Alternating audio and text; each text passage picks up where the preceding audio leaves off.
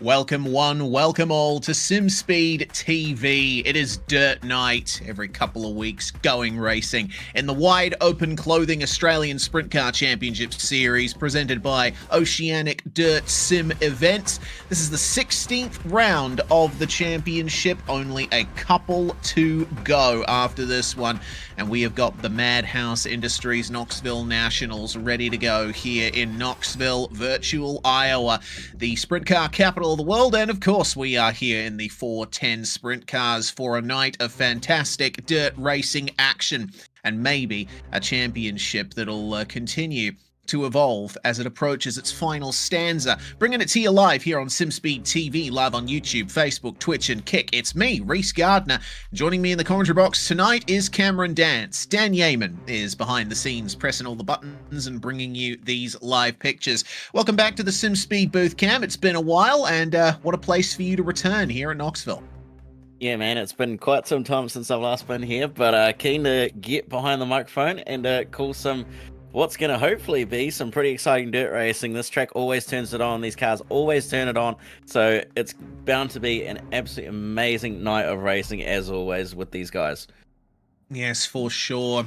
Dead center in the plains in the central United States. We have Knoxville Raceway, which has been around for quite some time. And it's called the Sprint Car Capital of the World for a very good reason. That blue building up in the top right corner there is the National Sprint Car Hall of Fame and Museum. This thing opened as a horse racing track in the 1870s and first started being used for dirt speedway competition in the 1950s. Only 800 meters or half a mile in length. It is fast. It has gentle corners that nonetheless require a lot of technique to get through properly.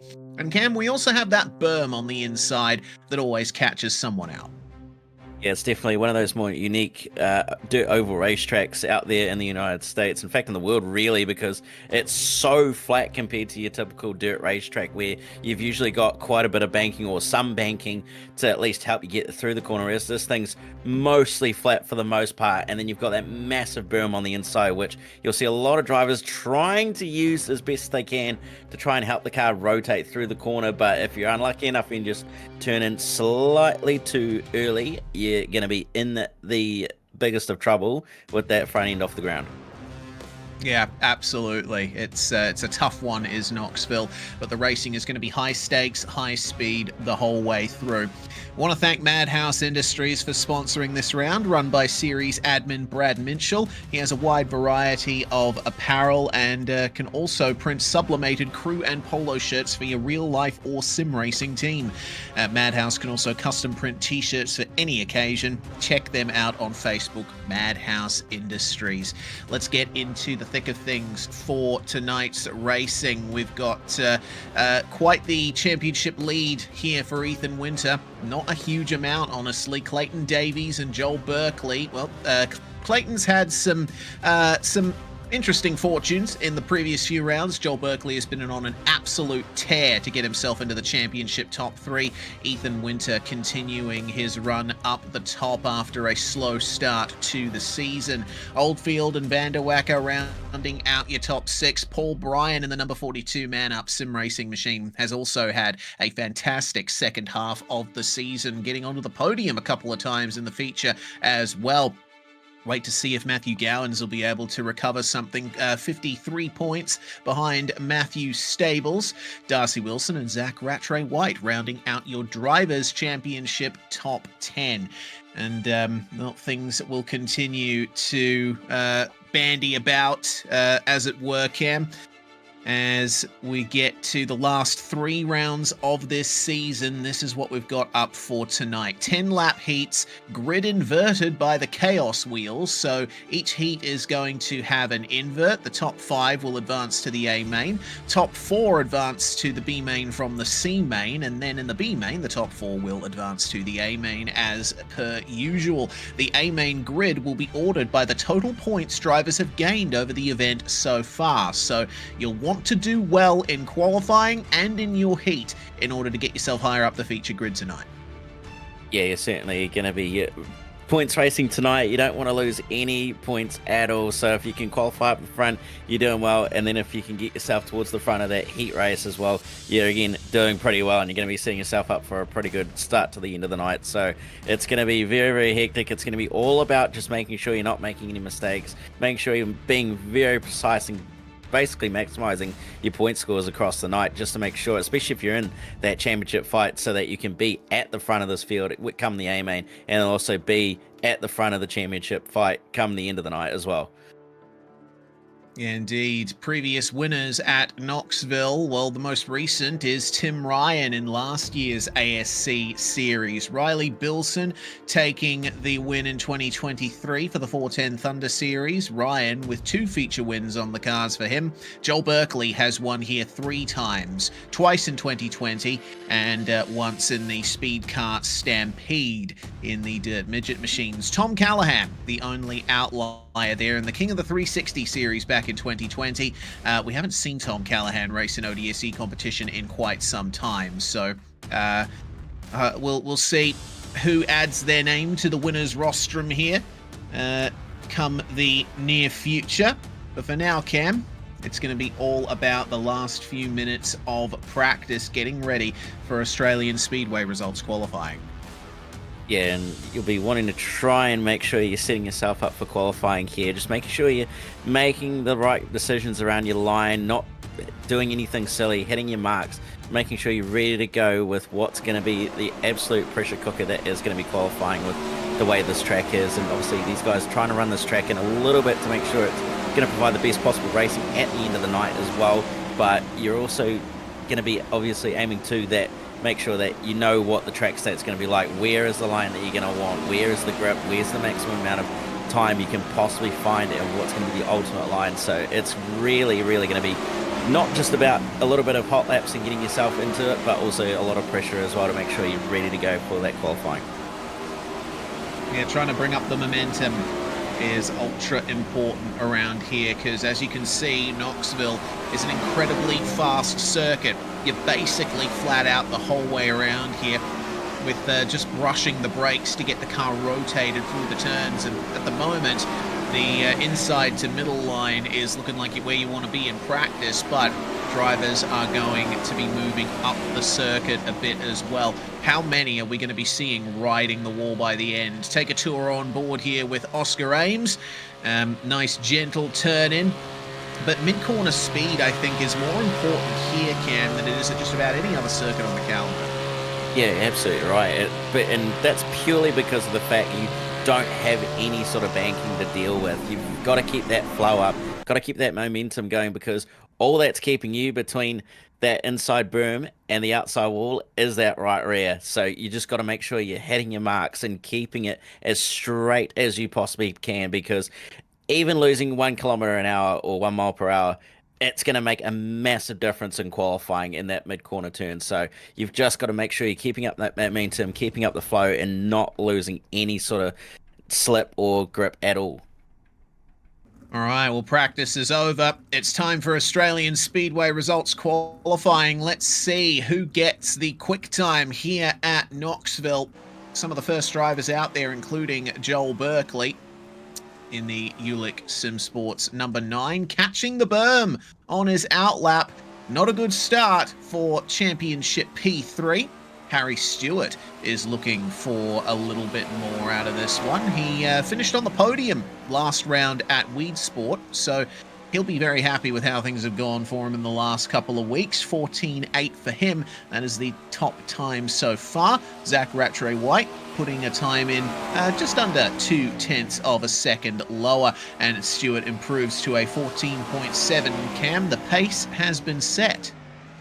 Yeah, it certainly has. And Rattray-White with a massive time just then as well to put himself P1 ahead of Harry Stewart. James Oliver as well with a pretty nice time to put himself P3. But Matthew Gowans has just pipped all of them and gone even quicker with a 14.5. The only person in the 5s as well. So very, very rapid time so far, and they're all coming thick and fast as well. Yeah, Joel Berkeley wasn't able to get his time under 15 seconds, so He's going to be down the order somewhat when it comes time. Matthew Gowan's improving again to a 14.5.19. Joel Berkeley puts his second lap on the board, and it is quicker, 14.6. Good enough for second spot so far. We're still waiting on a lot of drivers in our championship top 10 to get out there and set their times. Still waiting on Ethan Winter, Clayton Davies, Tim Ryan, Paul Bryan, Nathan Vanderwacker, Brock Thompson, Darcy Wilson. None of them setting times just yet, but more coming in as Blake Walsh goes second fastest, Hayden Vickers to 8th, Bradley Oldfield to 11th, Brock Thompson struggling a little bit with the berm on the inside there as Blake Walsh goes to P1, down to a 14.4 cam. Blake Walsh was very strong at the start of the season. Wondering if this end of season is going to bring some similar momentum for him. Yeah, certainly might be the golden ticket, and being in that golden car is actually definitely the right attitude at the moment with the fact he's put it P1, so the livery reflecting the results at the moment, and he's done very, very well there, and been a very consistent season as well so far to do what he's been doing, so we'll see if the momentum can carry through to the rest of the night and also the season as well, to see if he can get near or closer to that championship fight. Here comes Nathan Vanderwacker.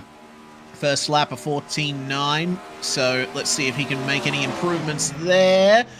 14.936, unfortunately for Vanderwacker, that's not going to be enough. Paul Bryan makes a late improvement, gets up to 4th, puts Clayton Davies down to P5. Cameron De Bruin, one of the final drivers to get their time on the board there. Ethan Winter and Tim Ryan are out there as well. But Ethan has toured back into pit lane ever so briefly. He's not going to have much time to get a time on the board. He'll need to cross the line basically now in order to get his time to count. Same for Tim Ryan as well. De Bruin sets a 15.202, but we're still waiting on something from Ethan Winter and Tim Ryan. 27th fastest for Tim Ryan's first lap, but the time is ticking down. We're only got 5 seconds remaining in the qualifying section, and it looks like there'll be no qualifying time for our championship leader as Tim Ryan goes immediately to the top in the dying seconds of the session. It's feeling a little bit old school from there. So, well, this is going to make things very interesting, Cam. Ethan Winter going to be starting up the back in his heat. Tim Ryan going to be starting in heat number 1. Yeah, he's got a lot of work to do, does Ethan Winter. He's going to be starting all the way down the back in his heat, which is not too ideal at all. So he's got a lot of work to do if he wants to get into that top 4. Might have to get the elbows out, but we'll see how the track plays out, and it might work in his advantage being in a slightly later heat, but we'll have to see. It's certainly not what you want to be doing it, that's for sure. Yeah, absolutely. Well, now it's time for the chaos wheel. We're going to see what the invert is going to be for the heats here. So at the drop of a pin, let us spinneth the wheel, and we'll figure out whether the top 3, top 4, or top 5 will be inverted for this heat. As we wait for the wheel to come down here, it looks like it's going to be a top 4 invert. So that means Zach Rattray White is going to have pole position for the first heat. And Tim Ryan's going to have a bit of work to do with him starting with himself now starting in P4 as well. I'm actually sort of surprised that a couple of guys didn't try and potentially game the chaos wheel, but nevertheless, I think points are probably more of an important talking point than trying to game it in invert. So it's certainly going to be interesting to see how this heat goes and who's potentially going to be transferring and who's not. Yes, indeed. We'll wait and see then for the Heat 1 field to come through. We're going to have some pretty stacked heats here.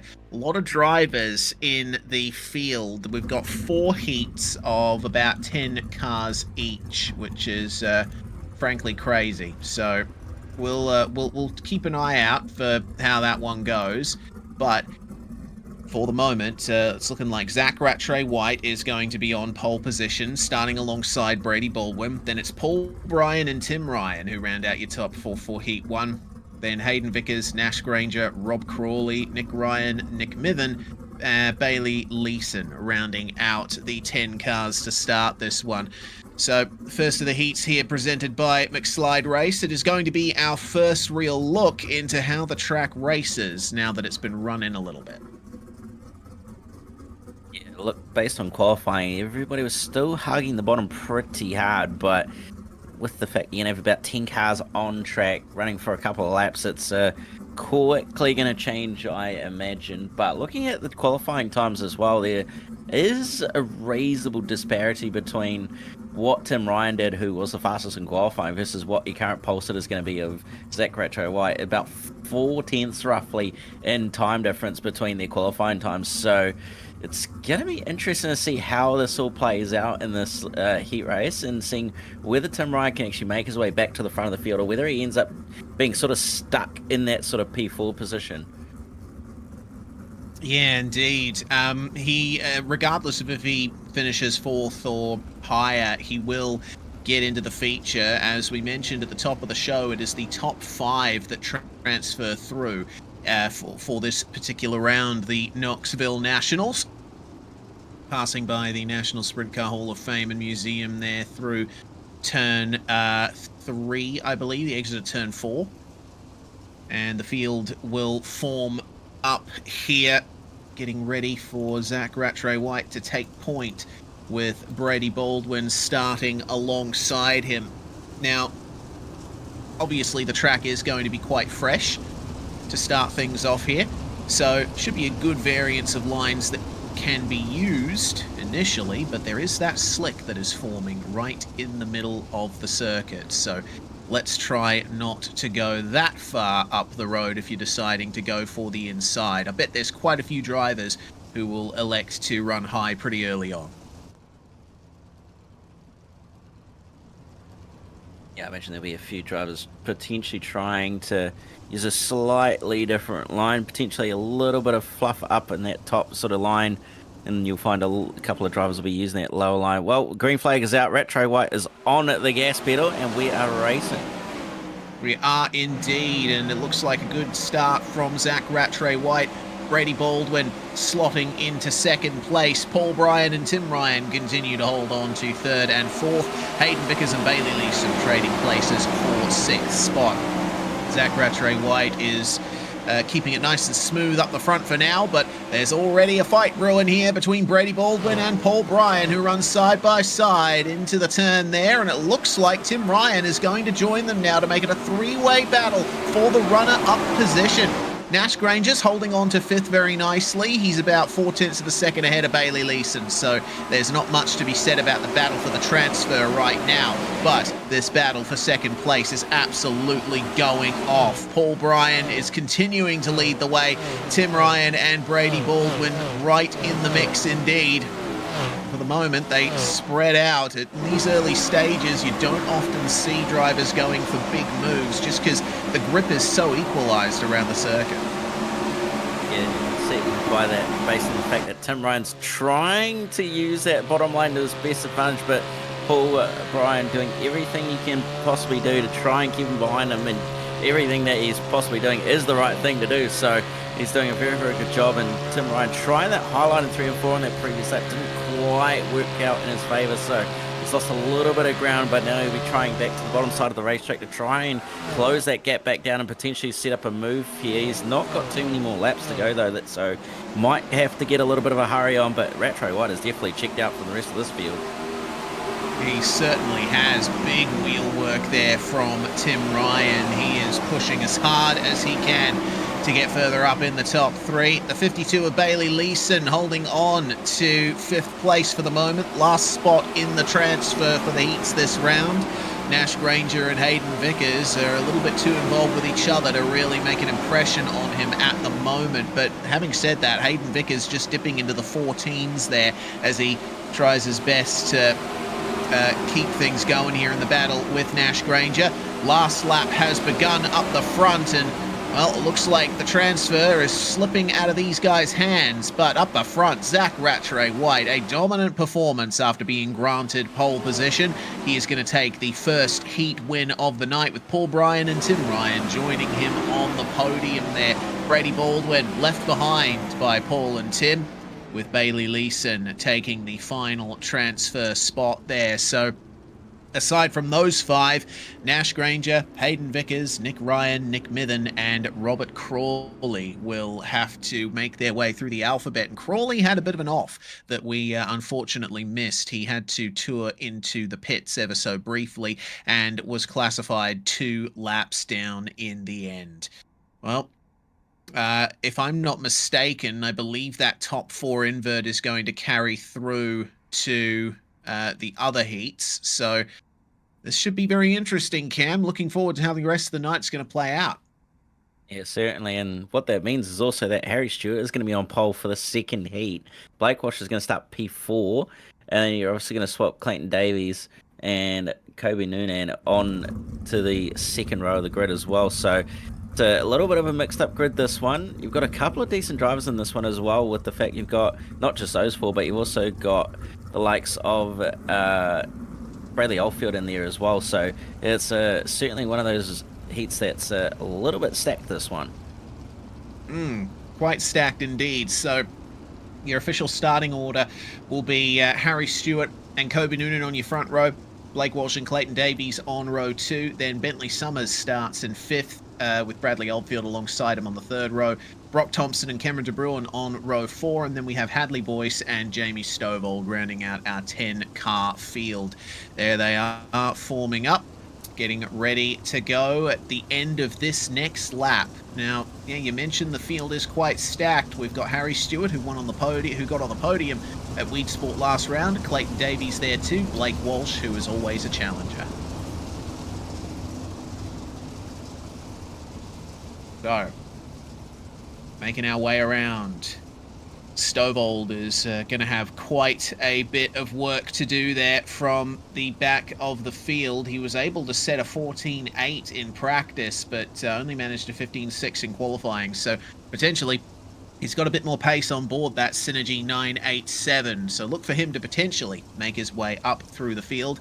We'll see if Harry Stewart can do the same thing Zach Rattray White did and get away early here as the revs rise, and we are away for heat number 2. And it's a good start from Harry Stewart indeed, but a big challenge for second place coming from Kobe Noonan. He is running a little bit higher than Clayton Davies, and you see that the momentum is starting to come to the top now, Cam. It's starting to work in their favour as that top side a little bit, as you see that Noonan just driving around the outside of Blake Walsh there through turns 1 and 2, and he's actually starting to catch up to these guys in 1st and 2nd as well. So look out, here he comes. That's a big move from Walsh to get back up to the top side on the way down the front straight, and he's now going to be the beneficiary out of turn 2. He's going to drive around the outside of second place Clayton Davies, and is going to probably get the lead here if he's lucky enough, as Oldfield and a couple of others are getting together in the background. Kobe Noonan got into the back of Blake Walsh there, I believe, and unfortunately that's put him back here to the last transfer spot. That means that Bradley Oldfield could stand a chance of getting straight into the feature here, drives around the outside and gets it done. Noonan losing 2 positions there. Now Brock Thompson's ahead of him too. It's all gone wrong for Kobe Noonan. Yeah, it's certainly not gone his way, as in the last couple of laps he's fallen all the way back down behind these guys and needs to try and potentially see what he can do. That's very close. That's Stovall and De Bruin. So both of those drivers at the back of the field came together, and unfortunately they will stand no chance of coming up against these guys at the front. Harry Stewart starting to have to run defensive lines here because Blake Walsh is coming. He is riding the cushion nicely through turns 3 and 4. And look at the momentum there from the number 97. Let's see if Walsh can pull this one off.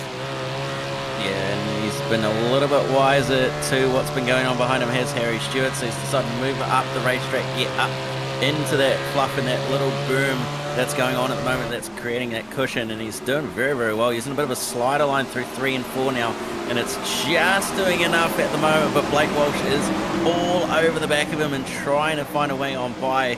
He's careful enough, he might just be able to squeak up the inside, but it's looking like it's a pretty fierce battle up the front here, and they have to be careful as well, because Clayton Davies is making a little bit of a comeback here. Yeah, Davies is catching up, 15.38. That is 0.2 faster than what Blake Walsh could manage on the previous lap. Not quite as fast as Harry Stewart, though, who takes the checkered flag and wins the second heat of the night. Blake Walsh and Clayton Davies join him on the podium. Bentley Summers and Bradley Oldfield getting into the top 5 there. It all went very nicely for the 3 and the 51. But Brock Thompson, unfortunately, missing out on the feature transfer. Hadley Boyce, Kobe Noonan, Jamie Stovold, and Cameron De Bruin, unfortunately, will fall out of the order there. And, well, there's going to be a few disappointed faces at the lower end of the field there, particularly Stovold and De Bruin. If they hadn't come together, they might have had a chance to elevate themselves a little further up. We're going to get a replay of what happened between them. It looks like De Bruin may have slid in front of Stovold there. Bit unclear exactly what happened. I think netcode might have played a part. It looked like it's sort of a bit of a weird incident, that one, where they sort of just came together out of nowhere. I'm not sure whether one of them had a potential a little bit of a wobble, or they sort of it sort of looks like they went half of the same line, and one had momentum over the other, and unfortunately they've just come together by the looks of it there. Yeah, no netcode. It was bumper bars coming together. Big thanks to Sudspeed, one of our many friends here on board for the replays at ODSE. It's already time for the third heat, and with the grid invert, we have Darcy Walker starting on pole with Matthew Stables alongside him on the front row. Joel Berkeley and Matthew Gowans will take row 2 there in the 9 and 8 respectively. Then behind them we have Craig Dunn and Darcy Wilson on row number 3. Trent Gosley and Ayrton Smith on the 7th row. Smith there in the number 64, can't miss it, it's super bright red and white. And then Thomas Mitchell and Ethan Winter rounding out our field here. The championship leader starting last in this heat. It's going to be a challenge for him. Maybe he's wondering if he should have set a qualifying time after all. Yeah, it'll be certainly not too heavy with the fact he's starting all the way down the back of the field, but I'm sure he'll be able to move his way on forward. Not too bad. The way this racetrack is going, it should be able to help him with the fact there's now 2 lines forming, especially with that top line starting to come into its own a little bit here. So we'll see what he can do from the back of the field, and this top 4 is certainly going to be quite the fight with this invert here. Away goes Darcy Walker, and we are away for heat number 3. Already Ethan Winter is up into 9th place, already up into 8th. He is making an absolute charge up the field right now. Darcy Wilson and Craig Dunn are trading spots just ahead of him, but look at this. Ethan Winter is running the inside line. Unfortunately, that seems to be where everyone else is at the moment as they briefly go 4 wide. Berkeley, Dunn, Wilson, Gowans, they are all fighting here over those last few transfer spots, and Ethan Winter, I think, is a bit boxed in. Where do you go if you're in his position? Yeah, it's certainly a bit of a mosh pit going on here with everybody trying to find their own. That's a car in the wall, unfortunately. That's not gone the way that he hoped. It has Trent Gosley, so he is out of this one. But it's all hell for leather at the front and in this little mid-pack where they're trying to fight for transfer spots, as that's a slider from Darcy Wilson, but it hasn't worked. 3 wide on the way into turn 3. Wilson going to be in the middle trying to squeeze his way on through, but it's not going to quite work. He's managed to get at least 1 position out of it, but Craig Dunn has held on for a little bit. 3 wide again through turns 1 and 2. And a little bit of contact from those on the inside, and Wilson finally managed to get on by. Ethan Winter is working the inside very nicely, isn't he? What a battle this is turning out to be. And now Ethan, if he can pull this off and get past Wilson, he's only going to be just inside the transfer spots here. We're more than halfway through the heat. Wilson with a little bit of a slide there. Looks like he might lose just enough momentum for Winter to take the position. Slider from the number 1. Smith cuts down though. He wants that transfer spot. Darcy Walker out front. He is dominant at the moment. 1.2 seconds in the lead. No one can catch him. They're 3 wide again for P5. Ethan Winter slips back through. This is intense. He's doing everything he can to try and stay ahead of Darcy Wilson here as Ethan Winters, and he's doing very, very good at doing that right now. Right up on the cushion with the slider line through turns 3 and 4. He's just going to hold on for a little bit longer as, Wilson had a look at the inside, but it got his nose chopped off, and he's going to have to be careful here that he doesn't get another position lost to the car behind. So it's certainly a battle that's on for the ages here back in the little mid-pack. Well, final lap has begun for Darcy Walker. He had no pressure from behind. Matthew Stables and Joel Berkeley fight over second place. Berkeley running almost up into the wall there, but the checkered flag is out and Darcy Walker takes it. Stables and Berkeley round out your podium. Craig Dunn finishes in fourth, a great performance there. And Ethan Winter from the back gets into the top 5 and transfers straight through into the feature. Takes the fastest lap of the heat on the final lap as well for good measure. And that will round things off for our top 5. Ayrton Smith misses out, so does Darcy Wilson. Thomas Mitchell, Matthew Gowans. It looks like Gowans, unfortunately, retiring early on as well. Trent Gosley finding the wall. And that is a big problem for the number 4, who is searching desperately for any kind of luck this season. Well, best of luck to you, Trent, in the C main or the B main, whichever one you end up in. A brief Superspeed.com replay here to see what happened to Gowans, and well, that's what happened to Gosley. It looked like contact down low, sending him up into the wall, and then Matthew Gowans a lap later. He gets a little bump there. Actually, that was Gowans making the bump, and it seems like, yeah, okay, so both of them ended up. Okay, Gowans a lap later. Ended up not having the greatest of times here. I'm wondering if he did this all by himself, or perhaps the black flag from race control. Yeah, black flag from race control for being the cause of the incident. That's what put Gowans down there. So he did end up finishing the race, but ended up being put to the back. All right, it's time for the final of our 4 heats today, presented by McSlide Race. Nathan Vanderwacker would have been 4th, but thanks to the invert, is now pole. He is joined on the front row by Lachlan Mead. Then behind them, they have James Oliver and Dan Grimshaw taking up the 2nd row. And Oliver has certainly shown some great pace here today, but Dan Grimshaw is certainly a force to be reckoned with. In 5th place, Cole Ferguson, the man behind Australian Speedway Results. He's sharing the 3rd row with John Schultz from Pace Syndicate. And then Paul Ward will share row number 4 with Oscar Ames. Aston Hurley is the 9th and last car on the grid here, with Liam James in race control, has already disqualified himself from taking part in any of the racing tonight. So 9 cars to bring in Heat 4. But the racing has been good enough so far, Cam, but I don't think we're going to miss one less car. Yeah, we're certainly not. It's been a very, very exciting and very, very intense night of racing so far as well, with the fact you've just had all sorts going on with those transfer spots being hotly contested for, and the wins as well. So I imagine it's going to be no different here in this heat, as green flag is in the air and we're underway, and already everybody fanning out, trying to get to the most optimal line up top, and nearly 3 wide already. Dan Grimshaw has fallen down the order substantially. Nathan Vanderwacker and Lachlan Mead are your top 2, and Cole Ferguson has just made his way into P3. He's going to get some pressure from Schultz and Oliver, though, as all the battling is happening up the back. Dan Grimshaw is dropping like a stone. I don't know what on earth has happened on board that number 75, but he needs to start mounting an attack back pretty soon, otherwise he's going to miss out on that feature transfer. Up the inside goes Oscar Ames on John Schultz, and he tries to get James Oliver as well, but it doesn't quite work. It seems the momentum down low is fading, and he has to move a bit further up the circuit in order to get back in line. The top line certainly coming into its own, and now that cushion's starting to really build up, it's really making that top line very, very quick. John Schultz about to lose another position here to Grimshaw, who's starting to make a fight back from, oh, that's a big hit into the wall. Oh, that was Grimshaw.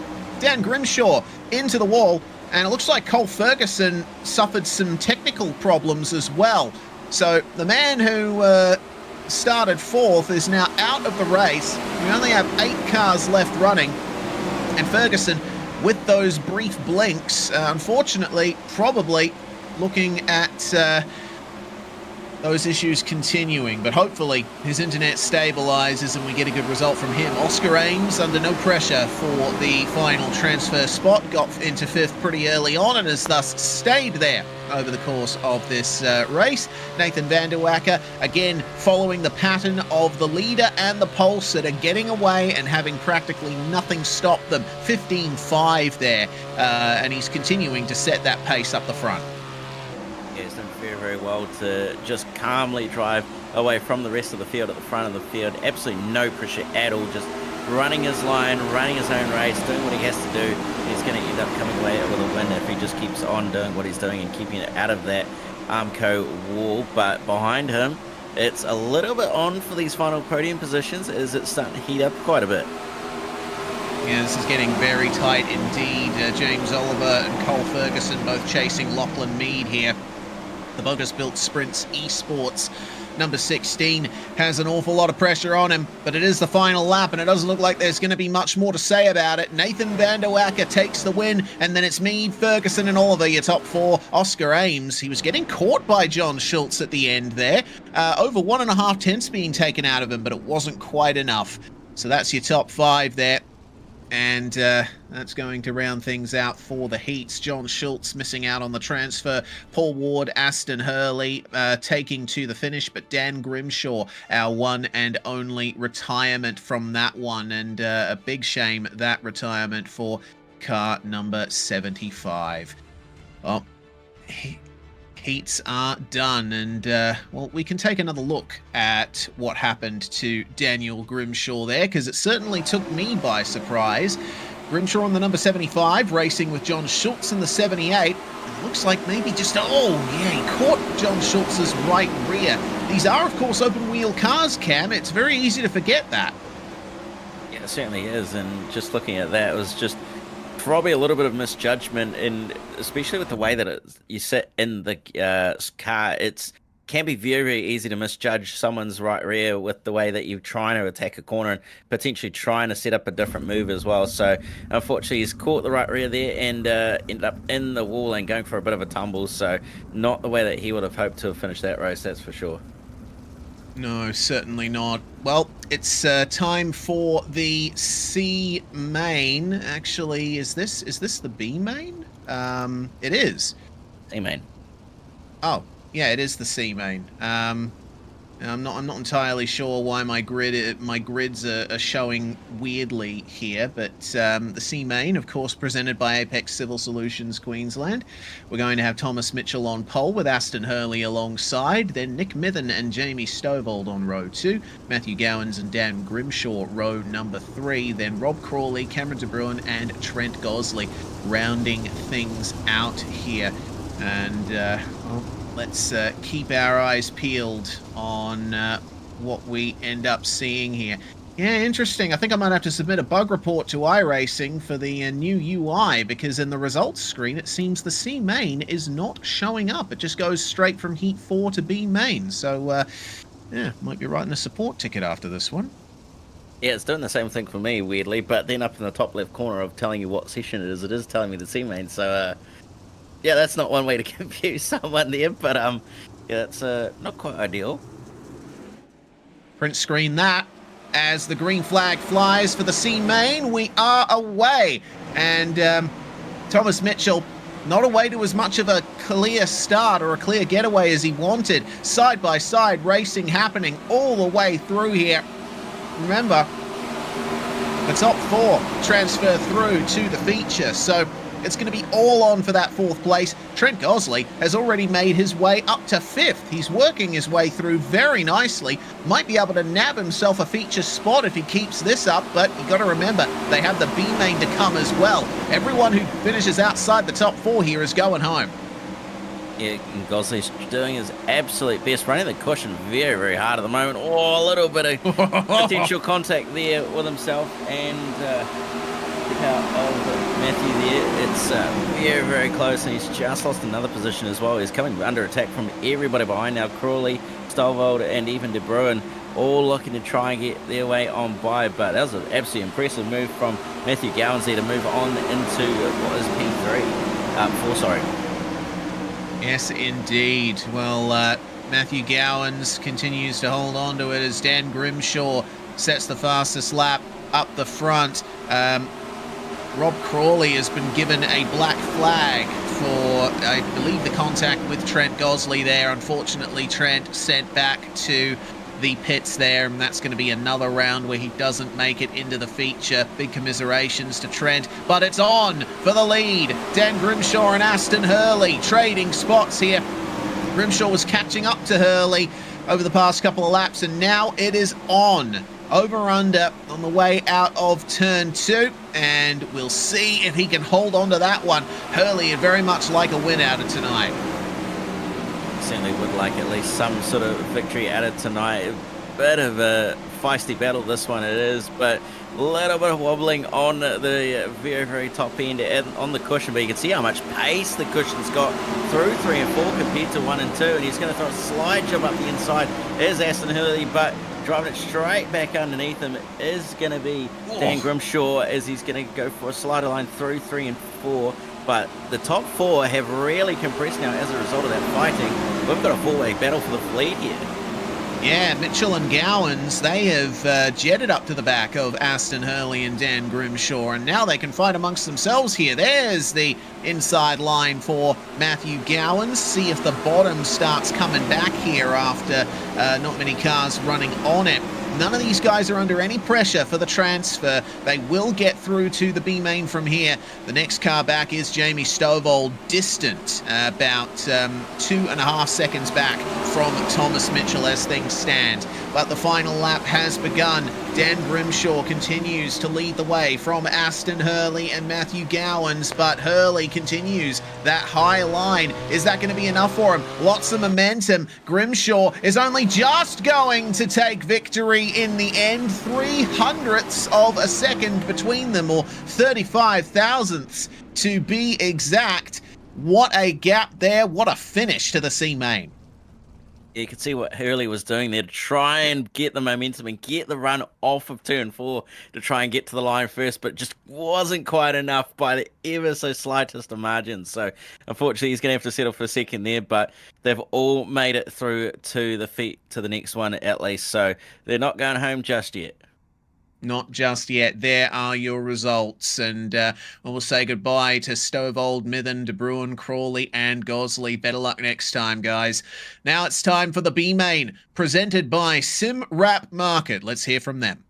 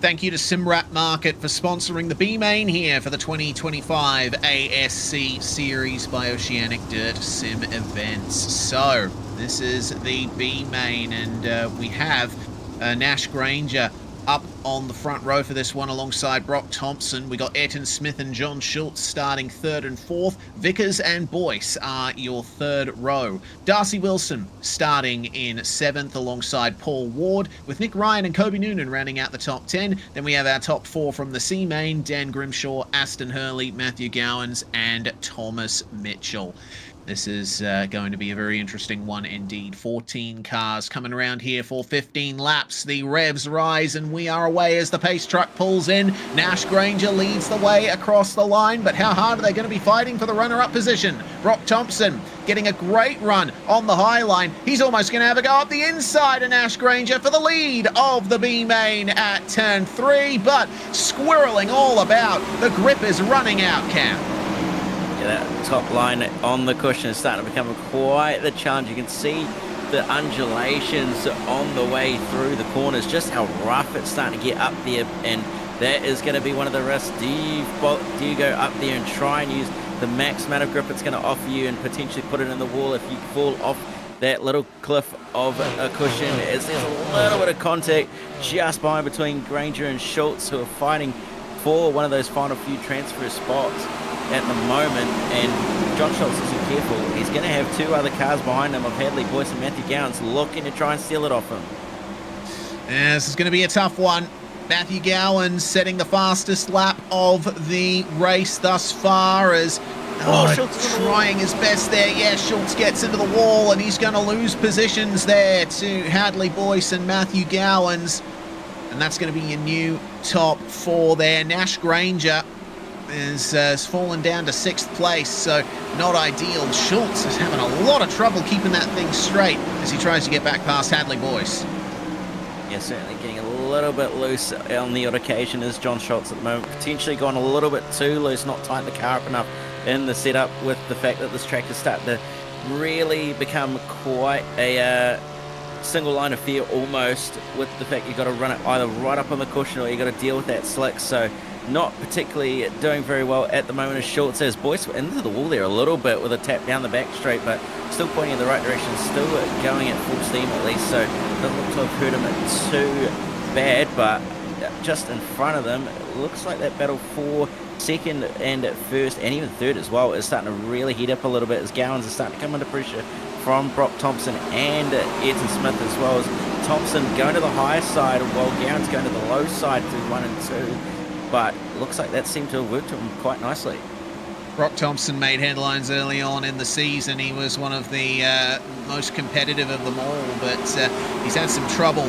He's had to do a bit of extra work over the course of the season to get into the feature consistently. John Schultz is looking for a feature spot desperately here for Knoxville, and he gets up alongside Hadley Boyce to get into the transfer spot, but then he gets into the wall. Contact, I think, between Hadley Boyce and John Schultz, and that's going to involve Nick Ryan as well. Oh, John Schultz's night is over in spectacular fashion, and that's going to leave Matthew Gowans out in the lead now by 1.1 seconds. Brock Thompson and Ayrton Smith still hold on to our top three. That has granted Hadley Boyce a solid position in the top four for now, but he might have a black flag coming his way that will send him to the back. That means Darcy Wilson is in the box seat to take the final transfer spot. Absolutely praying that the car ahead of Hadley Boyce gets a black flag for that incident that's just occurred, and if he does, he'll be more than happy with that. But up the front, Brock Thompson and Ayrton Smith fighting it out over the second position at the moment. Smith looking left and right, low and high, try and potentially find a way on by Thompson here. Yeah, it's ever closing up, isn't it? Smith is trying his best to find something on the lower line, but it's just not working. There's so much slick up there. Basically, if you're not feeding the right rear to the wall, you are going nowhere. And that really sets things up for the feature, doesn't it? What sets things up for Matthew Gowans, though, is the final lap and victory, as he has just crossed the line now. And Thompson gets that close to passing Ayrton Smith in the end, only a tenth and a half in between them. And Hadley Boyce gets the black flag from race control. That means that your top four transferring through to the feature are Ayrton Smith, going to be Matthew Gowans, Brock Thompson, Ayrton Smith, and Darcy Wilson. A shame for Thomas Mitchell. He started dead last, remember. He was one of the transferers through from the C main, and he made his way up to 6th. If he'd had a bit of better luck, who knows where he would have ended up. But that's going to end things for Granger, Mitchell, Boyce, Ryan, Schultz, and Hurley, as well as Hayden Vickers, Paul Ward, Kobe Noonan, and Dan Grimshaw. Noonan and Grimshaw out very early on. So that will end things off for the preliminary portion of the night. And this will be the the official grid setting phase. It looks like we already have our feature grid ready to go from here. But let's have a bit of a talk, Cam, about what's on the cards for the drivers tonight in terms of prizes. We have a total prize pool of 450 Australian dollars, 175 to win, $75 for second, and 40 for third spot. So if you come away in a podium position, you are going to come away with some cold hard cash. Yeah, there's going to be certainly some incentive to try and get to the front of the field. Try and beat your pole sitter at the moment, who is Tim Ryan, and certainly get on that podium at least to try and get yourself some nice cold hard cash. Absolutely. Welcome, Tim. It looks like... Bring on the spinny wheel. Yeah. Looks like no spinning wheel for tonight, which you're probably going to be happy with. The points being deciding the feature grid. So it's going to be an interesting one for you there. You did your typical thing of going out in the dying seconds of qualifying to get the quick time, and even through the invert, you managed to overcome that, and now you're going to be starting up the front again. Yeah, I had open night at school tonight, so I didn't know if I'd get back, and I didn't do any laps. So it was just, honestly a bit of a surprise. I did do a good qual lap though, so I got a bit lucky, but I think it was more luck than anything. I don't think I'll be very good in the feature, but we'll see. Well, how do you think the track has evolved thus far, and where do you see it going? Well, I actually jumped off during the heats to do a few laps on a slicker track because I had done no practice, but I would imagine it would move around a little bit. I think who won that last one? Was it Matty who won the last B main, or Dan? He was flying on the bottom, but I probably think it will be on the top to start with. Yeah, definitely looked like the top was where you wanted to be. Well, regardless, it's another opportunity for a big haul of championship points in the third last round of the season. Tim, wish you the best of luck, and hopefully we'll see you again at the end. Yeah, Brady, can you give me any tips, mate? I have no idea, honestly. I don't know why you're asking me. I'm terrible. All right. Cheers, boys. Thanks. You're no use. See us. Oh, man. Well, we will also have, I believe, Darcy Wilson in here with us. Darcy Walker. Well. Darcy Walker, my apologies. So, Darcy, you start in 9th for the feature, so we're going to be having an interesting time here. You've got a lot of competitive drivers ahead of you, but also plenty who are involved in the top 10 in the championship, starting from further back. It's going to be interesting for you starting from the midfield. Yeah, hopefully you won't get caught up with them.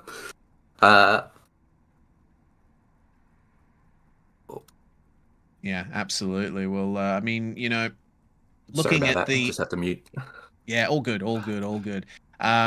The way things went for you, starting from pole in your heat and then coming away with the win, you've only really had one go at the track for the moment.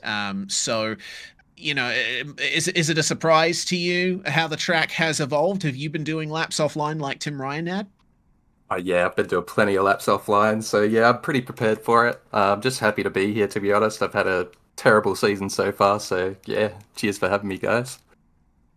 All right, wishing you the best of luck. Hopefully you can convert that 9th place into something better, mate. Cheers. Awesome. Cheers. Have a good one. All right, well, that's going to round things off for the interviews that we have at the moment. And now we just wait for the race control to fire the starter's pistol. We can go into our 40-lap feature, Cam. I'm excited. Yeah, 40 laps around here is pretty hectic. It's pretty intense as well.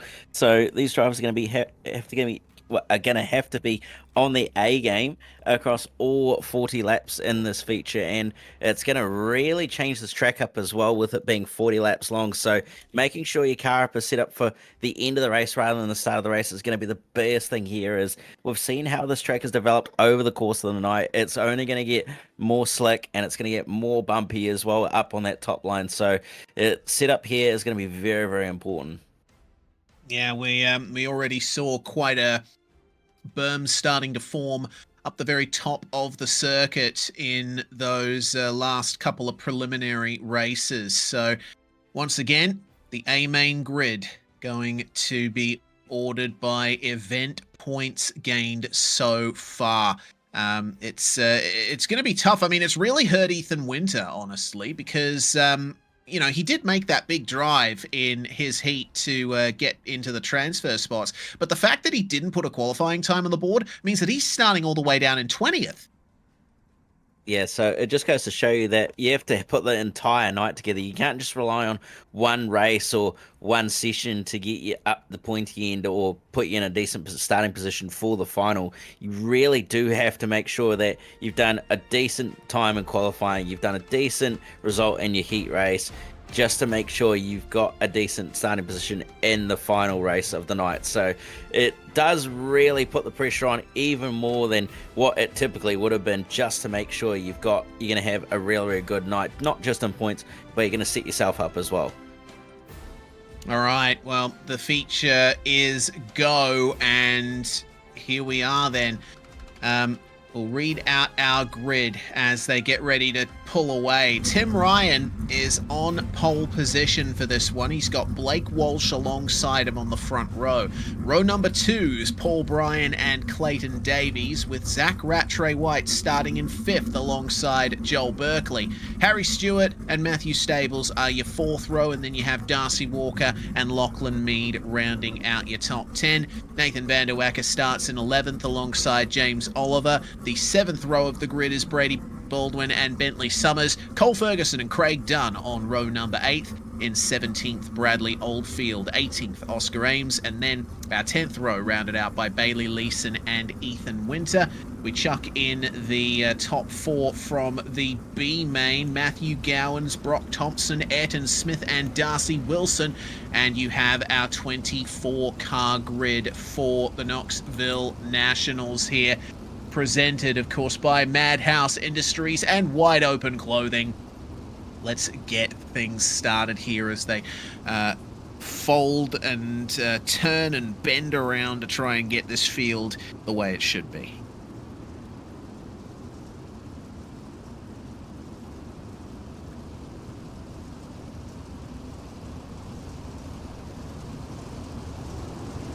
So the calm before the storm then, as we have to tour around a couple more laps just to get the final few positions sorted out. Of course, the field is automatically set by the heat results and the C and B main results usually. So the grid order that they started in Sim is not the same as the one they're actually going to start. So drivers need to keep their ears out and listen hard into race control as we find our way through to what should be one of the last formation laps.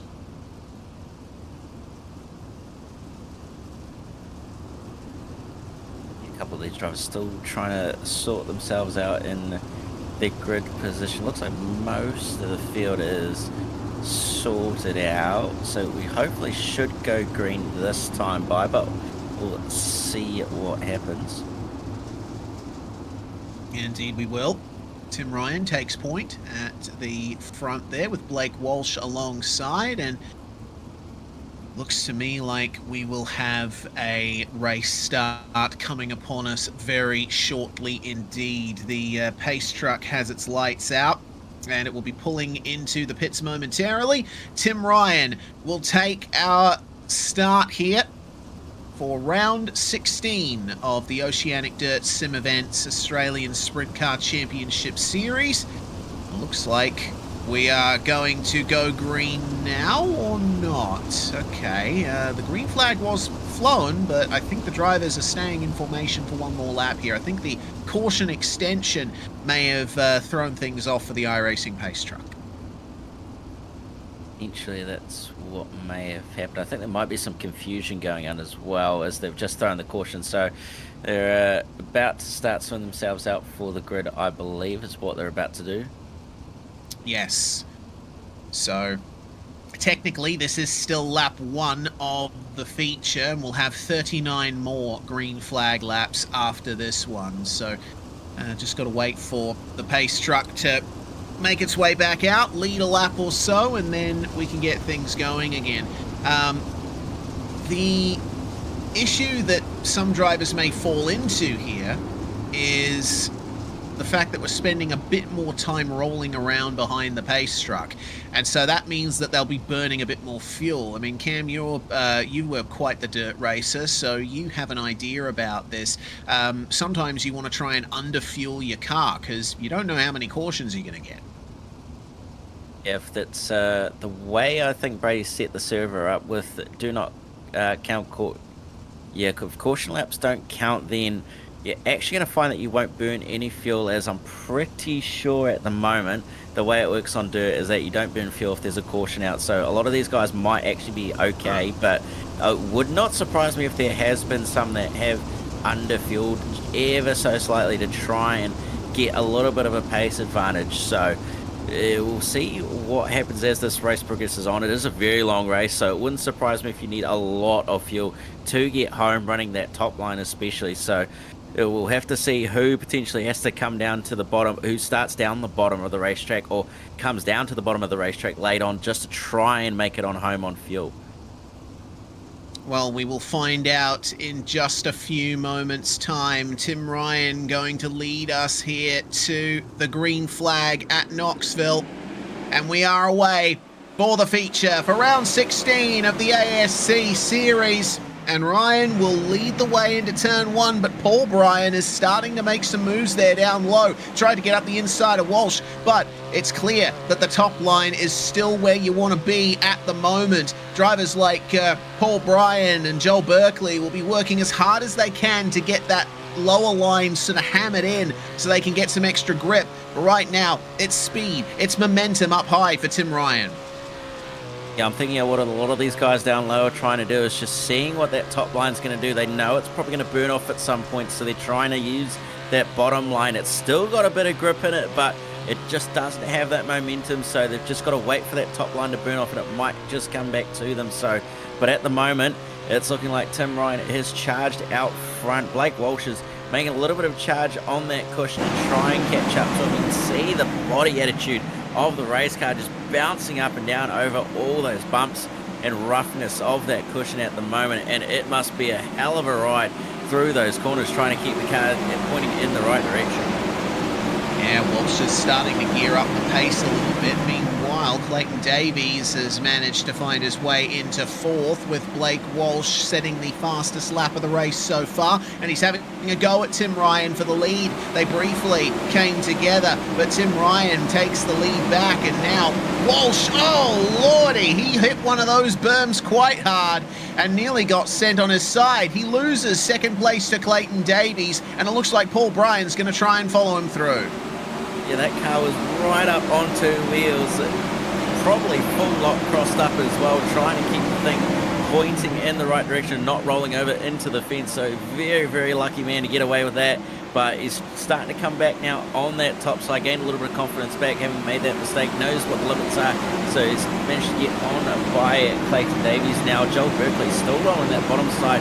He's about to get done by Paul Bryan around the outside ever so slightly, but about to throw it back up the inside as Joel Berkeley doesn't quite get the momentum though in the end. Yeah, not quite. Now Clayton Davies and Blake Walsh battle ever harder, and Walsh is taking a bit of a higher line into the corners, coming down a bit, and Davies doesn't quite see the door open to the inside, but Walsh gets into the wall again, and that's going to allow Davies alongside, gets up into second through turn 1, but Blake Walsh again comfortable up high, will keep the momentum up. Yeah, that high line's still keeping the momentum going, but it's just so rough up there. I mean, the wheel work that's going on in the cockpit of Blake Walsh's car is just insane. I mean, we need an onboard of this, because this is absolutely mental how insane this man is driving this race car. Yeah, and have a look at Paul Bryan as well. He's got Davies and Berkeley with him now. Davies switching down low. This is on board here with Blake Walsh. Look at the attitude of the front wheels here as he steers his way through. That steering arm is getting a lot of work in at the moment. You are dancing on the ragged edge up the top here at Knoxville on a slick track. I'm seeing a good amount of clay being thrown onto the middle line though, and Walsh is starting to have a look at the inside as well. So this could be an interesting way of going about it. Or potentially he was just going defensive because Paul Bryan's right on the back of him. probably more of a defensive move than anything, as he knows the top line is quicker, but seems like that bottom line, or that mid line as well, is starting to come into its own a little bit here, as that was nearly a car on the wall. Blake Walsh still trying to make that top line work, but it's getting very, very rough up there. The momentum is there, but Brian's holding on. Oh, really well contact between Brian and Blake Walsh there on the way down the front straight. Brian's managed to get the place off Blake Walsh for the moment, but Walsh trying everything he can as he's just trying to keep it pointing in a straight line while just brushing the outside wall down the back straight as well. Yeah, you're going to have to be using the brake a lot more to turn the car when the track is this slick. You need that rotation to get a straight run out of the corners, but you can't get too much rotation at Knoxville because you'll lose all your mid-corner momentum if you do so. And Clayton Davies is continuing to drop back now. Harry Stewart, the next driver to get him around the outside, and it looks like Craig Dunn's going to try and follow him through here up the inside for the number 57. And Craig Dunn, well, he's certainly had some good runs in the past few rounds, and this looks like he might be setting up for another one of those. See the small amount of sort of marbles thrown up there in the middle of the circuit? I think drivers are going to start using that shortly as a sort of secondary cushion. Yeah, it wouldn't surprise me if that starts to become the way of the field at the moment. Joel Berkeley has also been quietly making his way on forward. Harry Stewart's managed to just slip on by, and Clayton Davies and Craig Dunn is starting to catch up to him as well. Darcy Walker not too far behind as well, so this is starting to become quite the little battle pack for the final spot on the podium with the way it's going, as Harry Stewart slicing up Blake Walsh, but the caution's just come out. Bradley Oldfield. Oh, hello. Sliding in sideways there was, I think, Bentley Summers or Bailey Leeson. That was quite the check up there. I believe it was from the number 3. But, yeah, Bradley Oldfield, first real casualty of the night, and it looks like well, we are well past the fast repair window of the first 10 laps here. What happened to Oldfield? Oh, looks like he might have done what we were seeing drivers threatening to do from the start and get up into the berm, unless it was contact from Ethan Winter. No. You see how big the berm is though through 3 and 4, and that just shows you how hard it is going to be to run up there at the moment with the fact it's so big and so rough. Yeah, when we started the night, that fence, you could see all of it. And now there is a pile of clay, basically the height of a sprint car there. That was Bailey Leeson's view of it, so it was Leeson who was the one screaming in sideways when we switched to Bradley Oldfield. Well, Oldfield will get an end-of-line penalty from race control for being the cause of the caution, so he's going to have to do a lot more hard work here to get himself back up the running order. He's still holding on to a sort of mid-top 10 position in the championship, so any points that he loses in these last few rounds are going to be disastrous. Absolutely, and it's not going to be something you don't want to be doing in these last couple of rounds as well, especially with how close it is in that championship fight. You want to be trying to capitalize on every opportunity you can and trying to score the maximum amount of points you can every single time you're out on that racetrack. So losing points is not going to be the aim of the game here, and he's certainly not going to be wanting to do that at all. All right, well, Tim Ryan and Paul Bryan will assume your front 2 positions. I am honestly amazed that it took us until lap 21 to get a caution here. We've managed to go more than half race distance without a caution, and we haven't been able to say that for a while in this championship. Well, let's see who gets the second half of the race started properly here. Tim Ryan in the box seat to be taking maximum points from tonight's running at Knoxville. Blake Walsh starting in 3rd there. He'll try and get the advantage over Paul Bryan as they thunder across the line to begin the next set of green flag laps. And Tim Ryan holds on. He's immediately searching for grip on the inside, but it looks like Paul Bryan is still finding grip up high, and so is Harry Stewart in the middle. He's starting to make some tracks on Tim Ryan now as everyone is trading spots here. They're going almost 4 wide there further back for the likes of 5th place or so, and Harry Stewart now has a front row seat to the fight between Tim Ryan and Paul Bryan here. Can that number 42 take a feature victory, which he was threatening to do earlier in the season at USA? Got some very, very good pace at the moment as Harry Stewart, so wouldn't be surprised if he gets in amongst the mix of this, but just behind him, it's absolute chaos. Blake Walsh has gone backwards massively on this race. Oh, that's car on the wall. I think it's Joel Berkeley. Oh, yeah, it is. Joel Berkeley is out, and in spectacular fashion, looked like he was stuck in the wall for a second there. And he has completely lost his top wing, so that was a hefty smash. And considering that Berkeley was sort of round in the sort of lower top 10 area where all of the fighting was, I wouldn't be surprised if it was contact with another car that took him out. I'm not sure if there was contact with another car or not. Going back and looking at the replay, it doesn't actually look like there was. It looks like it was just a self-inflicted injury, as they would say. It looked like he just got a little bit too high through 3 and 4 on that cushion and up into the wall, and over she went, unfortunately. So an early end to the night for Joel Berkeley, and what was looking like it was going to be a promising result for him, but that top side and that cushion, unfortunately, claiming another victim. Yeah, well, the Super Speed replay follows and tells the full story of that one. And Joel Berkeley will be absolutely livid about that, I'm sure. He managed to get into 3rd in the championship after a string of great results in the mid to late season. And he's going to lose some ground as a result. But I think this round, Cam, is very quickly turning into a match of who can keep it out of that berm. Yeah, it certainly seems to be what that sort of play at this point, especially with the way this track is looking at the moment. It's very, very well burnt up. That top cushion is very, very rough, very big, and it's probably going to be all about just trying to be smart here, just try and find the best possible grip you possibly can while not ending up in a bit of strife. So wouldn't surprise me if we start to see everybody really starting to hug that inside berm, or potentially running like a sort of different line through that middle where it looks like there's a little bit of grip but not a huge amount. So it's going to be all about searching for grip at this point and just making sure you can bring it home. Here we go then.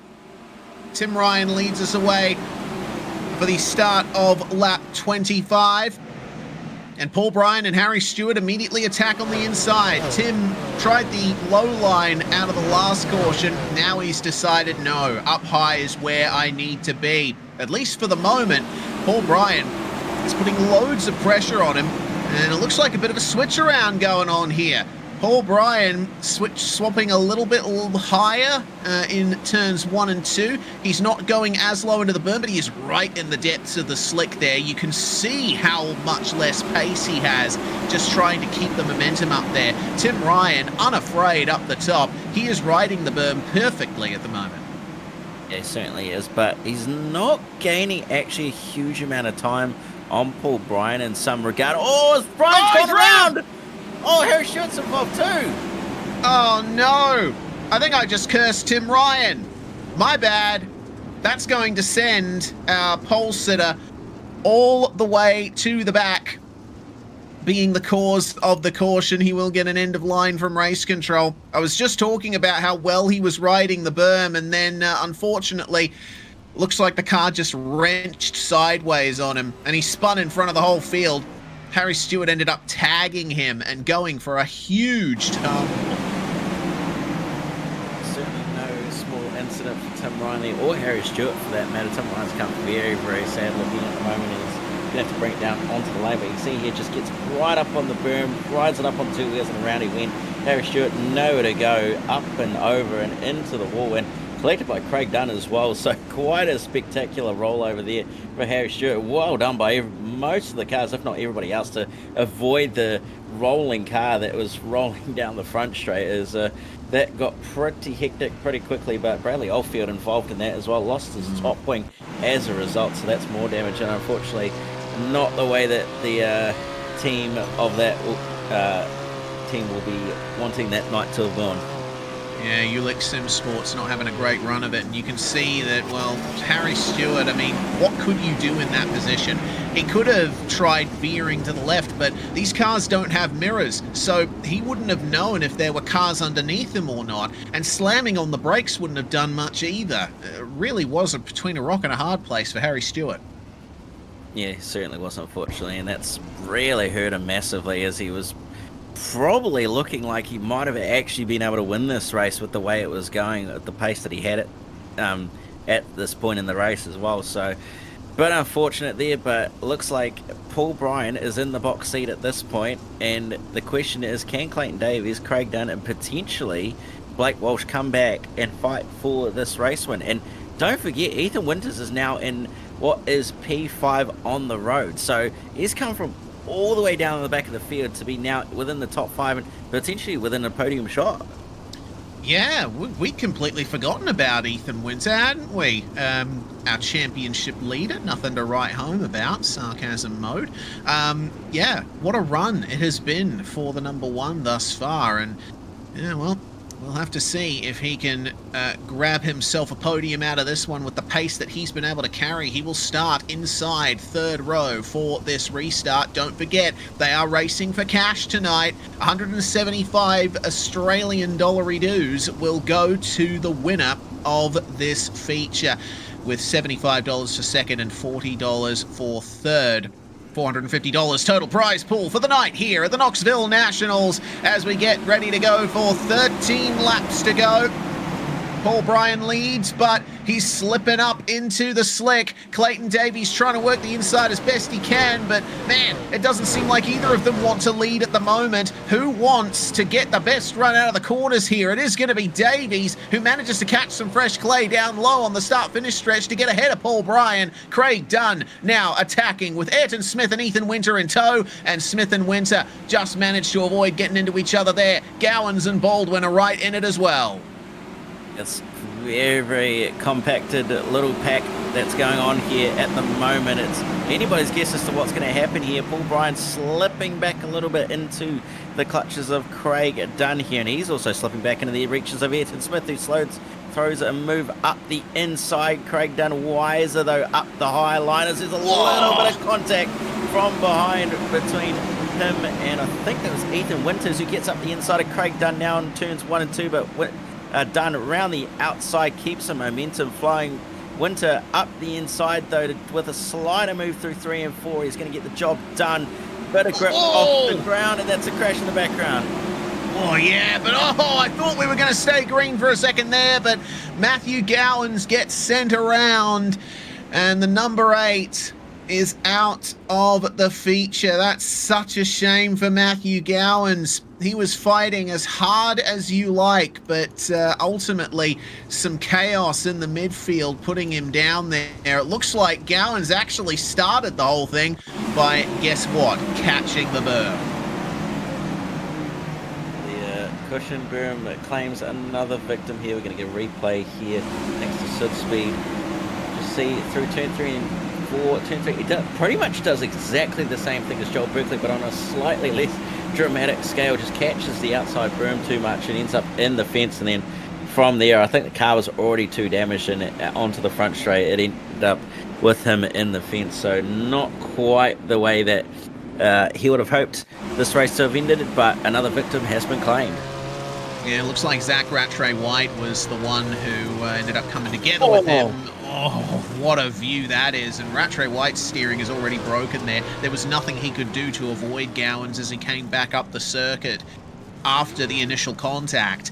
So that's going to put Rattray White out of the running as well. He immediately goes for pit lane, and of course it's only within the first 10 laps of a feature that you're allowed to come in for repairs in this league, so that's going to end things for the night for many heavy hitters in this one. In fact, I would call pretty much everyone who's retired at the moment a heavy hitter. This is the retirements list. Rattray White, Matthew Gowans, Tim Ryan, Cole Ferguson, Harry Stewart, Bradley Oldfield, and Joel Berkeley.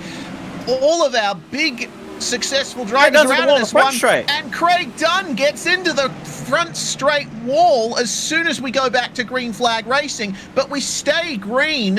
What on earth has happened to Craig Dunn there? He was in contention for a podium, but that's going to end now. Clayton Davies, with 7 laps to go, has the lead in his hands, and it's going to be up to Paul Bryan and Ayrton Smith to try and keep Ethan Winter behind for the last spot on the podium. I'm not quite sure what happened off that restart, but it looks like some contact occurred between Ethan Winter and Craig Dunn off that restart. I'm not sure if Dunn didn't go or Winter's got a jump, but I'm not sure what happened, but might potentially see a black flag for Ethan Winter coming his way at some point, but there's some good pace in that car, so if he can move his way on forward, he might just get away with it as he's trying to run it right up on the berm. It's way too rough up there though, and as a result just ends up falling back and losing time. Yeah, you just can't run the high line anymore. The car gets too unstable. But speaking of unstable, how's Ethan Winters cranking the wheel through the turns here on exit? He's even getting a little bit of understeer on the way in. You don't usually see that in sprint cars. 3 laps to go, and it looks like Darcy Wilson is the next driver to fall. The number 5 is out as well. They are dropping like flies at the end of this feature. We're only going to have 3 laps remaining here. And Davies has it all to play for. A very quick replay of what happened to Craig Dunn here. They get up to the start, and Ethan Winter gets a better getaway than Craig Dunn and actually does indeed spin him round there. So that is far from ideal for Ethan Winter and Craig Dunn. Whether or not there'll be a penalty there remains to be seen, but Ethan Winter has gotten into second place over Paul Bryan and Ayrton Smith. If Winter gets the black flag, then Bryan and Smith will be your podium. There's nothing that any of them can do to catch Clayton Davies at the moment, who is looking supremely comfortable on the low line. Final lap begins, but Ethan Winter is lurching his way forward. He's trying his best to keep the momentum up here as Clayton Davies protects the inside. Winter running a bit of a higher line, more momentum. Is it going to be enough for the finish on track? Checkered flag out. It's going to fall the way of Clayton Davies. It looked like Ethan Winters might have had something for him there right at the end. If he had done it one more lap earlier, he might have actually been able to potentially steal the win off Clayton Davies, but it wasn't to be, unfortunately, and a solid win for Clayton Davies in the end. Fantastic stuff. Well, hopefully we get confirmation from race control soon as to whether or not there will be a black flag for Ethan Winter there. It didn't cause a caution, so that does complicate things a little bit. But, oh, yeah, there we go. Incident involving 1 and 57. 57 at fault. So Craig Dunn has been assigned the blame for that one, for bogging down on the start there. And Ethan Winter escapes penalty.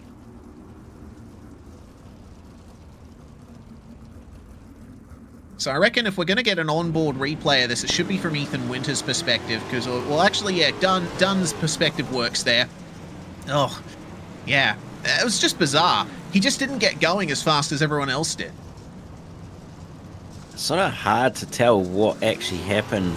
Winters obviously followed what everybody else did, but yeah, it's hard to tell whether Dunn maybe spun the rears up and then had to back out of it to try and keep the things pointing straight, or what happened. But yeah, that's bit of luck has gone the way of Ethan Winter, luckily, and he's going to hold on to that second place position.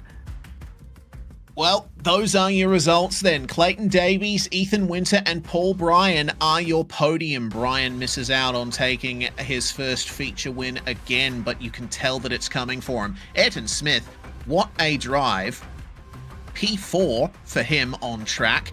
Nathan Vanderwacker, he said in the InSim text chat it took him 1 round to win a feature and 16 rounds to win a heat. The night went pretty well for him, all things considered. Brady Baldwin and Brock Thompson round out your top 7. Then it's Bentley Summers, Bailey Leeson, and Darcy Walker who round out your top 10.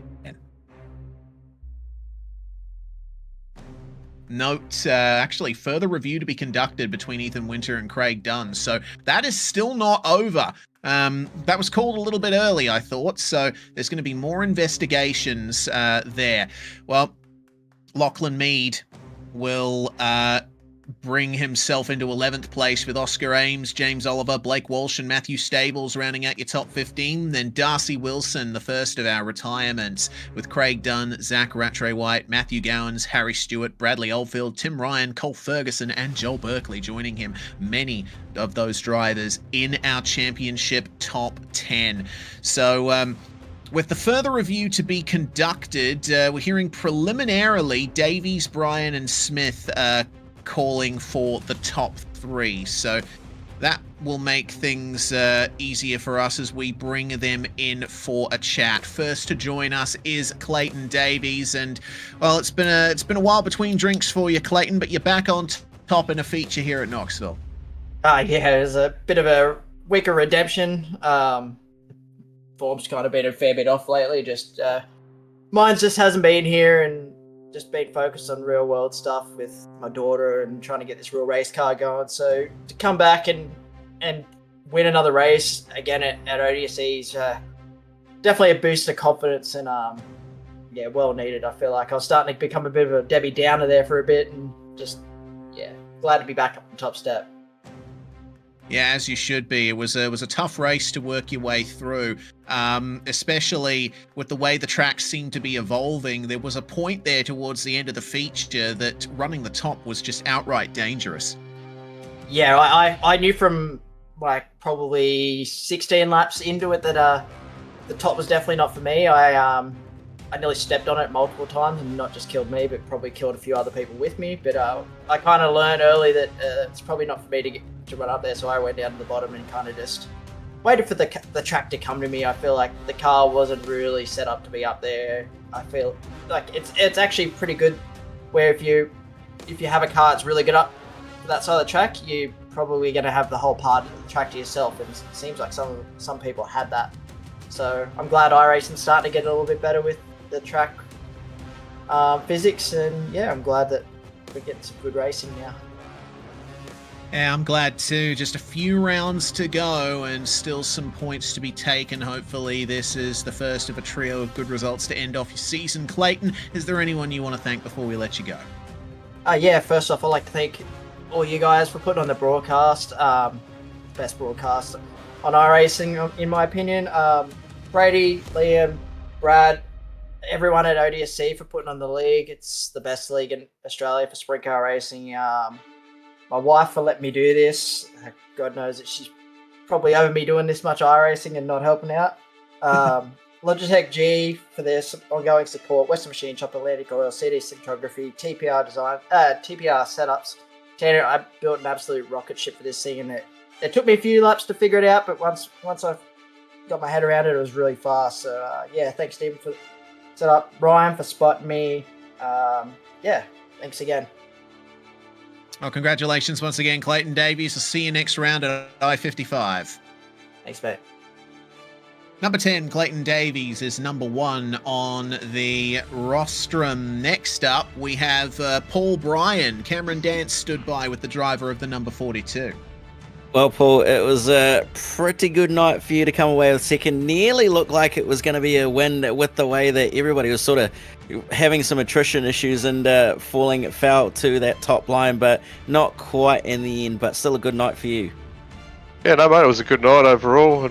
Tough, I think, P5 for quali, which put us in a nice spot to set up the night and have our chances to win it there after Tim. I'm not sure what happened to Tim there, but once he went around, I had a good shot at winning it, but just made a couple of error choices, line errors with line choice, and yeah, when you're racing in this type of quality field, that's all it takes to lose a couple of spots. So that was good fun. Yeah, and we saw over the course of this race that quality is certainly the thing of this field. Now, we didn't really see you move up to the top side like the likes of Tim Ryan and a couple of other quicker guys did over the course of the feature. Was it setup related, or were you just comfortable down on the bottom and knew that the top was probably going to burn off at some point? You just had to stay down on the bottom and manage what you could do. Yeah, to be honest, I was fairly fast running the middle there for 3/4 of the race, so I felt like I was catching Tim there for a little bit, and It's a lot more dangerous running the top, so to be honest, I just stayed on the safer line because it was working, and I probably could have had a crack at the top those last couple of laps there, but to be honest, I didn't want to go from hero to zero and put it over the fence, so I just stayed on the safe line and brought it home. Fair enough. Nothing wrong with that. Well, heading into the rest of the season, there's only a couple of rounds left. We're to I-55 for the next round. Thoughts heading into the rest of the season and obviously next week? I-55 is not one of my strongest tracks, so I'm not looking forward to that one. But no, it's a short track and usually puts on some pretty good racing. So hopefully it's another good week of racing. Hopefully it is. Any thanks, any shout-outs you want to give before we let you go? All the boys at Man Up Sim Racing, Speed Factory for the setups, and you guys for the broadcast, and all the guys at ODSE League for putting it on for us so we can race. Well, thank you very much, Paul, and again, congratulations on your second place. Thank you. Another great podium for Paul Bryan there. And finally, third place, according to our admins, is the number 64 of Ayrton Smith, and I believe this might be your first feature podium, Ayrton, after a while threatening. Yeah, it's sort of a long time coming, so to speak. I've been there and thereabouts a few times, and luck hasn't played its part. Obviously, it's still under review as this one, so we'll see what the stewards come up with. But even if we don't quite end up on the podium, it's still my best result yet. Yeah, fantastic result, especially in a field as chaotic as the one that we had for tonight. You were obviously right in the thick of things up the top, so I think a lot of the big action happened behind you, but you must have gotten a few scares along the way. Yeah, well, I actually come from grid 23, so had a pretty slow start, and the race kind of came to as it slopped off a bit more. So I did see quite a bit of the action unfold. Very nearly got caught in one of them. I saw the sky at one point and thought that was my race. So there was a few moments there, but kept plodding along, and yeah, come through to mix it with the guys at the front. Absolutely. Well, considering that you've been a podium threat for a lot of the season, and you've been getting the speed up pretty much every single round this season, I guess I-55 and the championship finale at Lanier are going to be your last two chances to really make a mark in 2025. Yeah, I mean, let's just try and carry on from here and finish strong in the season, and look to move forward again next season as well. Well, it's your first time in the interview booth, and the first time that the floor is yours to thank anyone who helped you get here today. Yeah, obviously, Game and Fuel, they're our main sponsor, come aboard this season. Sharp Apparel, looking after us with all our clothing and some pretty hot merch. Simblax, New Zealand, do a lot for sim racing in New Zealand, so get on there if you're looking to get into the hobby. Concut, 452, and Exodus Designs, and big shout out to the boys that put on the stream. Bit of a watch party for us tonight as well. Give a different perspective to what you guys give, Devin and Budden, and yeah, we love you, Budden. Well, thanks very much for joining us, Ayrton. Best of luck next round at I-55. Cheers, fellas, for putting it on. Awesome streams every week. Thank you very much. Ayrton Smith there, grabbing the provisional last spot on the podium. Again, the incident between Craig Dunn and Ethan Winter is still to be decided, so potentially Paul Bryan would be third and Ayrton Smith would be fourth. But for the moment, this is how the championship standings provisionally look coming out of this round. With that win, Clayton Davies keeps himself in second place and keeps the championship gap alive to Ethan Winter. Paul Bryan overtakes Joel Berkeley for third place in the standings, and Nathan Vanderwacker remaining in fifth. Bradley Oldfield, though, he is in touch of potentially losing sixth place in the championship to Matthew Stables. There is only 1 point between them coming out of this round. Keep in mind, these are provisional standings. We will have finalized standings to bring to you next round at I-55, where we're going to be going for the High Banks Hustle presented by Neuropower. Round 17 of the championship, Cam. This is where the money is made. We're back to an effective bull ring here in the 360s. Yeah, the I-55 track is certainly one you don't want to mess with. It's very, very short. It's very, very quick, and it's got quite a bit of banking. It's going to be interesting to see what happens there. Certainly a track you don't want to mess with or make any mistakes, as there's not a lot of room for error at all. So you got to keep on top of your car, keep on top of the track, and keep on top of yourself and what's going on around you. So it's certainly going to be a very, very intense and exciting round. Certainly is. We hope that you're all going to be there to watch it with us. High 55, quite a high-banked circuit, so we're going to be seeing some big moves indeed. It'll be a pleasure to bring it to you on the 2nd of October at 8 in the evening, Australian Eastern Standard Time. That's going to be 6 for those of you in the West. Well, big thanks to all of you for tuning in over the course of this broadcast. Whichever platform you've come from, YouTube, Facebook, Twitch, or Kick, we thank you very much for your patronage, and we hope to see you again next time. I'm Reese Gardner, Cameron Dance alongside me in the comms box, and Dan Yeaman behind the scenes. We want to thank Madhouse Industries for sponsoring this round of the Wide Open Clothing Australian Sprint Car Championship Series for 2025 by Oceanic Dirt Sim Events. See you in 2 weeks. Racing isn't easy, but experiencing it is. iRacing puts you in the driver's seat with the industry's leading sim racing game. Drive on laser scan replicas of the greatest racing circuits from around the world. Go head-to-head against other drivers chosen by skill-based matchmaking to ensure competitive racing at every level. Compete across all your favorite series in officially licensed cars engineered to deliver the most accurate driving experience possible.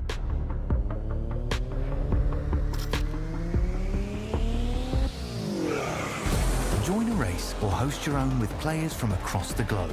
Race against the computer or in a league with friends. Feel the thrill behind the wheel. Visit iRacing.com.